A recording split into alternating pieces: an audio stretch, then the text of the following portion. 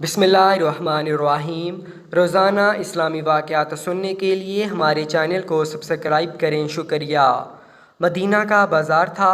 گرمی کی شدت اتنی زیادہ تھی کہ لوگ نڈال ہو رہے تھے۔ ایک تاجر اپنے ساتھ ایک غلام کو لیے پریشان کھڑا تھا۔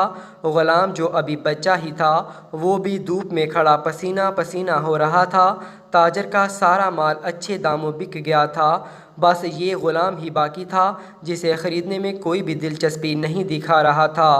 تاجر سوچ رہا تھا کہ اس غلام کو خرید کر شاید اس نے گھاٹے کا سودا کیا ہے۔ اس نے سوچا تو تھا کہ اچھا منافع ملے گا، لیکن یہاں تو اصل لاگت ملنا بھی دشوار ہو رہا ہے۔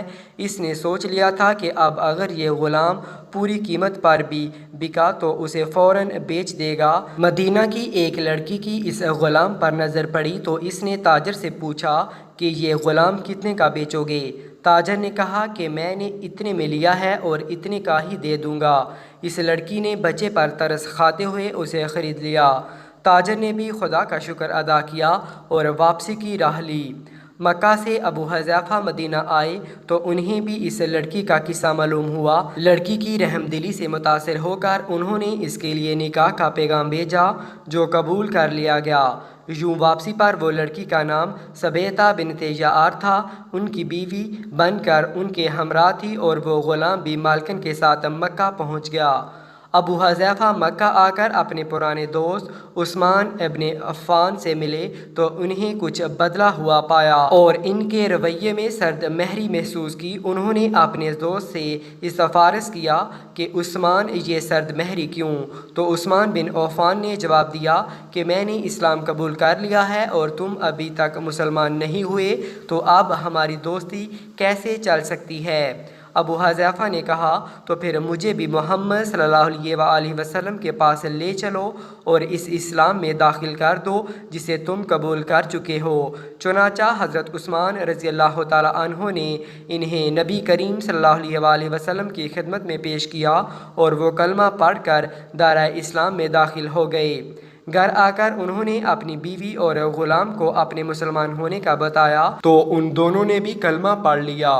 اس دنیا میں حضرت ابو حذیفہ رضی اللہ تعالیٰ عنہ نے اس غلام سے کہا کہ چونکہ تم بھی مسلمان ہو گئے ہو اس لیے میں اب تمہیں غلام نہیں رکھ سکتا، لہٰذا میری طرف سے اب تم آزاد ہو۔ غلام نے کہا آقا میرا اب آپ دونوں کے سوا کوئی نہیں ہے، آپ نے مجھے آزاد کر دیا تو میں کہاں جاؤں گا؟ حضرت ابو حذیفہ رضی اللہ تعالیٰ عنہ نے اس غلام کو اپنا بیٹا بنا لیا اور اپنے پاس ہی رکھ لیا۔ غلام نے قرآن پاک سیکھنا شروع کر دیا اور کچھ ہی دنوں میں بہت سا قرآن یاد کر لیا، اور وہ جب قرآن پڑھتے تو بہت خوبصورت لہجے میں پڑھتے۔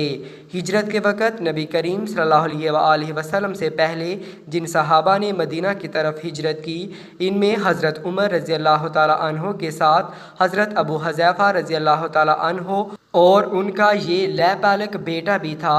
مدینہ پہنچ کر جب نماز کے لیے امام مقرر کرنے کا وقت آیا تو اس غلام کی خوبصورت تلاوت اور سب سے زیادہ قرآن حفظ ہونے کی وجہ سے انہیں امام چن لیا گیا، اور ان کی امامت میں حضرت عمر رضی اللہ تعالیٰ عنہ جیسے جلیل القدر صحابی بھی نماز ادا کرتے تھے۔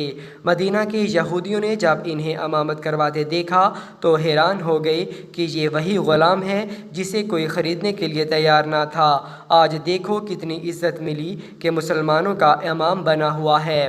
اللہ پاک نے انہیں خوشگلو اس قدر بنایا تھا کہ جب آیات قرآنی تلاوت فرماتے تو لوگوں پر ایک محویت طاری ہو جاتی اور راہگیر ٹھٹک کر سننے لگتے۔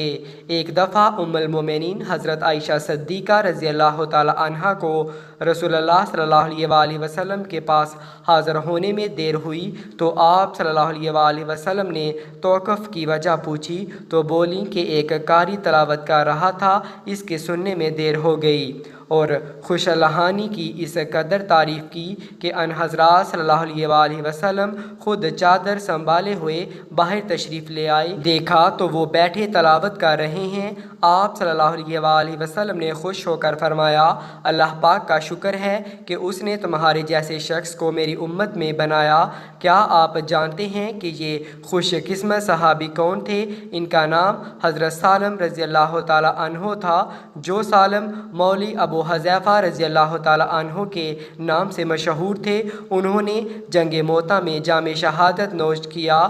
اللہ کی کروڑ بار رحمتیں ان پر۔